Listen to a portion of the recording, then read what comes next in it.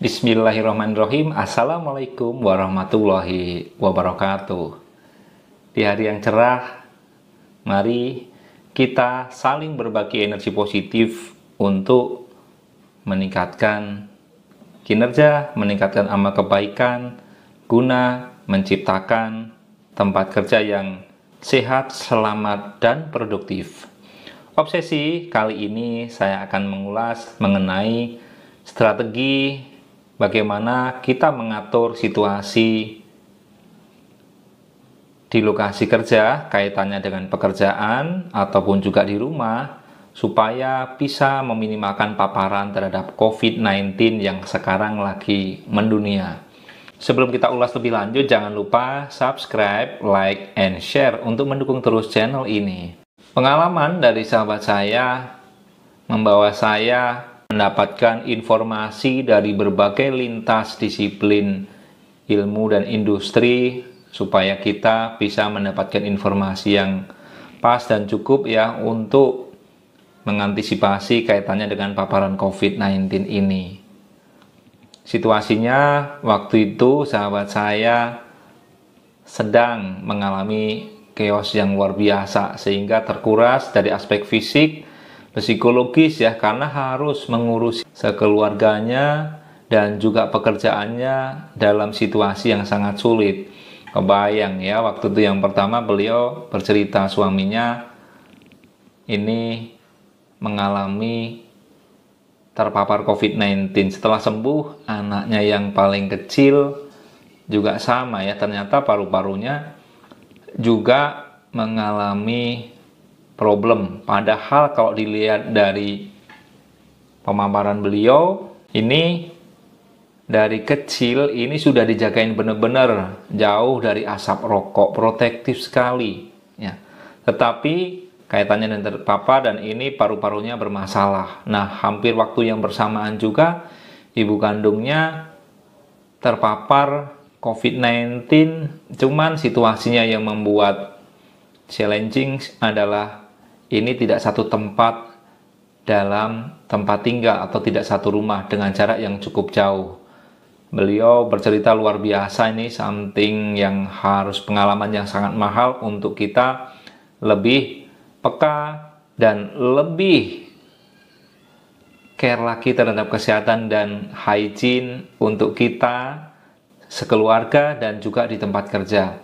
Kebayang kalau kita terpapar hampir bersamaan, pastinya panik iya ya. Kemudian bisa jadi kepanikan kita ini membuat kita melakukan tindakan yang kurang pas sehingga bisa merepotkan, termasuk juga keluar biaya yang di luar normal. Artinya kalau misalkan terpapar, kita tidak bisa dengan memasak, pergi ke pasar dan segala macamnya. Tentunya beli makanan dengan tambahan ongkos kirim ini sangat menguras kantong. Makanya perlu untuk kita lebih care lagi. Dari sudut pandang rekan yang lain, rekan saya di konstruksi ini mempunyai problem yang cukup kompleks juga ya. Bagaimana mengatur ritme project yang harus merekrutmen karyawan di waktu yang cepat, menyelesaikan project, termasuk bagaimana mengatur nih pemberian makanan, seleksi awal, pemeriksaan kesehatan, dan juga pengawasan. Dari aspek yang lain, pakar K3 ini beberapa teman saya memiliki personil yang sampai mengalami COVID ini berulang-ulang. Ada juga yang sampai psikosomatis, ini aspek psikologis ya, trauma yang berlebih. Artinya situasi ini sangat sulit memang ya. Ada juga pengalaman dari sahabat saya yang bekerja di rumah sakit ya, ini terpapar COVID-19 dan juga beberapa rekan-rekan dari praktisi kesehatan ini meninggal dunia ya, sehingga kita juga harus benar-benar waspada bagaimana membuat diri kita care ya dengan kesehatan dan hygiene ini ya. Ada beberapa hal supaya kita bisa melakukan antisipasi dengan clear ya. Mudah-mudahan tips ini bisa membantu sobat safety semuanya ya. Kita lihat dari sudut pandang yang pertama adalah dari aspek risk assessment. Apa yang harus kita lakukan terhadap risk assessment ini? Mari kita tinjau lagi semua risk profile kita, aktivitas-aktivitas yang ada di tempat kita. Apa yang ada hubungannya dengan orang lain, dengan supplier, dengan proses interaksi ataupun kontak ya. Karena kita tahu bahwasanya paparan COVID-19 ini salah satunya adalah dengan droplet penularan dari percikan saat kita batuk, bersin, ataupun juga bicara. Nah, dalam proses melakukan risk assessment ini kita harus detail ya. Lihat dari proses per proses atau per aktivitas sampai detail. Termasuk juga ya, bagaimana dari risk assessment itu kita membuat beberapa poin dari result sebagai standarisasi, misal SOP atau guideline untuk melakukan pekerjaan. Kemudian ada SOP ataupun juga panduan termasuk kesiapan terhadap fasilitas health and hygiene untuk memastikan rekan-rekan di tempat kita ini benar-benar melakukan apa yang kita sepakati dari proses risk assessment. Jangan lupa untuk melakukan risk assessment ini libatkan personil yang terkait ya, penanggung jawab proses, bagian dari health and hygiene, praktisi K3 sama penanggung jawab operasionalnya atau pengawas ya, agar bisa mendapatkan formula terbaik dalam merumuskan prosedur atau protap ya, tentunya dengan mengacu dari regulasi Kementerian Kesehatan atau juga peraturan lain yang mengikat ya. Nah, dari sini kita perlu lihat nih, saya coba ambil beberapa sampel ya, aktivitas yang sederhana, tapi ini kita perlu sikapi dengan bijak. Bagaimana saat kita akan berinteraksi membeli makan? Bagaimana kita kalau akan mengantar rekan-rekan ya MCU, mengantar orang PCR, ini harus detail. Bagaimana kesiapan armada mobilnya, kelayakannya. Bagaimana kesiapan untuk sterilisasi, bagaimana kecukupan desinfektan dan petugasnya, bagaimana kita memberikan informasi yang cukup mengenai bahaya bahan kimia saat melakukan penyemprotan dan APD-nya seperti apa. Nah, ini sangat detail sekali. Maka kita harus benar-benar melakukannya dengan baik supaya tidak salah treatment. Ya. Yang kedua, kita juga harus membekali ya personil-personil kita. Kan ada banyak ya, ada dari mekanik, operator, tim medis ya, staf yang lain, mungkin berinteraksi lebih banyak di luar ataupun juga di dalam ya. Kita tidak tahu nih kontak dengan rekan kita pernah nggak dari riwayat perjalanan atau ketemu orang banyak dan lain-lain. Ini perlu kita atur dengan detail. Berikan pelatihan ataupun juga awareness sesuai dengan tugas dan tanggung jawabnya, supaya bisa melakukan dengan baik ya, sesuai dengan panduan kesehatan yang sudah ditetapkan. Tentunya untuk pelatihan ini kita juga harus kaji dari waktu ke waktu supaya kalaupun ada perubahan isu baru, ini kita bisa melakukan pengendalian yang terbaik. Termasuk bagaimana memberikan pelatihan terhadap rekan-rekan baik dari sisi manajemen, kemudian dari staff ataupun juga non-staff. Kita harus susun menu yang pas menggunakan metode teknologi yang aplikatif supaya bisa meminimalkan paparan dengan kontak untuk COVID-19. Kita tahu ya bahwasanya kalau sudah terpapar ini panjang rentetannya. Kita harus tracing, harus isolasi mandiri, harus pemantauan rutin. Nah, inilah yang perlu kita perjuangkan supaya menjadi momen terbaik. Berikutnya kita juga dari aspek assessment, dari aspek pelatihan, kita juga harus mengkomunikasikan supaya orang aware dari apa yang sudah kita tetapkan dari aspek risk assessment. Contoh, bagaimana kita harus membuat SOP-nya, ya, bagaimana kita komunikasi edukasi COVID-19 ini melibatkan media sosial, menggunakan buletin K3, safety talk ataupun safety meeting dengan tema virtual, ya. Termasuk frekuensinya ini harus lebih intens ya. Kita perlu tahu bahwasanya COVID-19 ini adalah termasuk salah satu bahaya biologi. Tidak kelihatan secara fisik, tapi saat terpapar ini wow banget ya, bikin repot semuanya. Termasuk ya mengkomunikasikan bagaimana tata cara atau metode melakukan pekerjaan ini dengan pas ya. Bagaimana jika menggunakan teknologi, bagaimana jika melakukan kontak fisik ya. Ini harus clear agar tidak terjadi salah persepsi dan menimbulkan situasi yang luar biasa. Di mana komunikasi dan kesadaran ini kunci suksesnya adalah efektif, efisien, dan bahasanya mudah dipahami. Jangan sampai membuat teman-teman bingung ya dari prosedur atau protap yang sudah kita tetapkan. Susunlah sesuai dengan bahasa di lapangan yang gampang dimengerti dan gampang dilaksanakan. Bila memungkinkan, lengkapi dengan panduan bergambar supaya bisa lebih mudah ya. Dengan audio visual, contohnya dengan tampilan video, ini akan lebih mudah dimengerti. Berikutnya dari aspek rancangan, alat ataupun juga commissioning. Nah, kita pastinya ya pekerjaan yang ada hubungannya dengan peralatan ya, ini memerlukan treatment atau cara khusus. Maka kita harus menetapkan nih bagaimana desain untuk mobil jemputan karyawan, untuk isolasi sekatnya supaya meminimalkan kontak dengan dropletnya, jaraknya seperti apa, diatur sedemikian rupa agar bisa meminimalkan risiko untuk kaitannya dengan paparan COVID-19 ini ya. Nah, berikutnya kita juga harus memahami ya,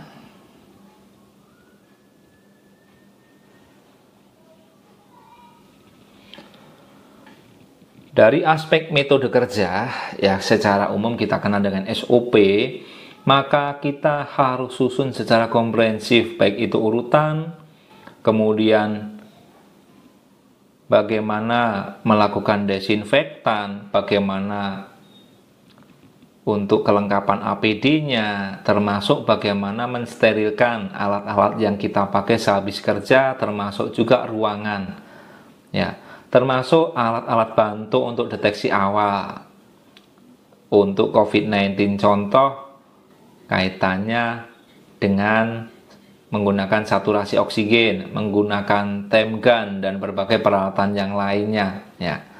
Nah, ini penting, termasuk juga bagaimana batasan-batasan yang boleh atau tidak boleh dilakukan supaya rekan-rekan ini benar-benar aware dan bisa memahami dengan baik ya. Tentunya metode kerja ini harus direview secara rutin, karena kalau bicara dengan pandemi ini kasus sekian ratus tahun sekitar 100 tahun yang silam, jadi perbedaan generasi ya, kita harus mencari literatur yang pas supaya bisa menyusun metode kerja ini dengan baik.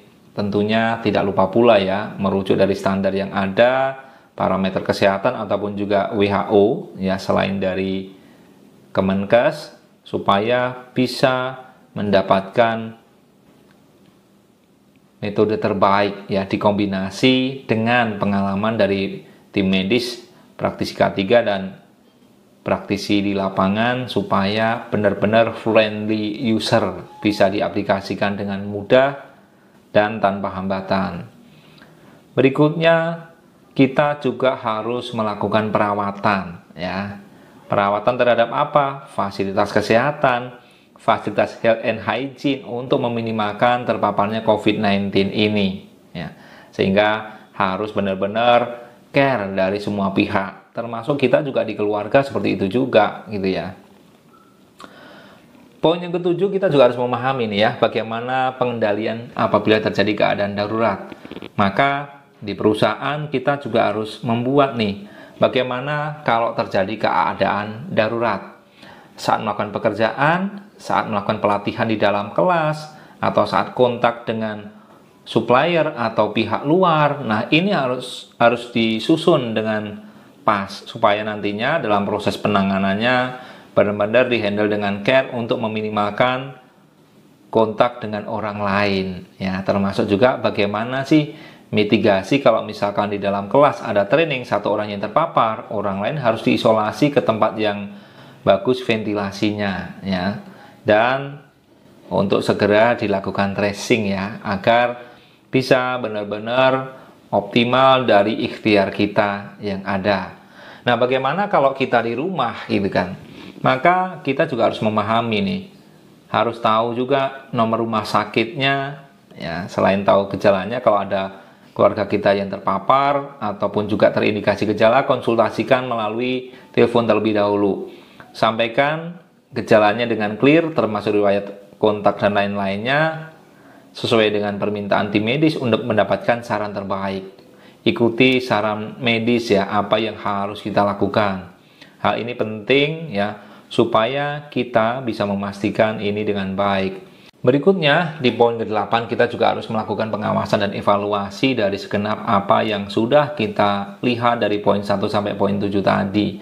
Ya, bagaimana mengawasi anak buah di lapangan, mengawasi kontraktor, melakukan penugasan-penugasan kita tentunya dengan batasan-batasan tertentu. Nah, kita harus benar-benar melakukan pengawasan supaya nanti tidak fail ya. Saya pernah diskusi dengan rekan saya di beberapa perusahaan mining ini cukup chaos gitu ya. Dalam artian tim medis ini dikejar-kejar nih dari beberapa anggota keluarga ataupun karyawan ini untuk segera update bagaimana nih keluarga saya dan segala macamnya ya.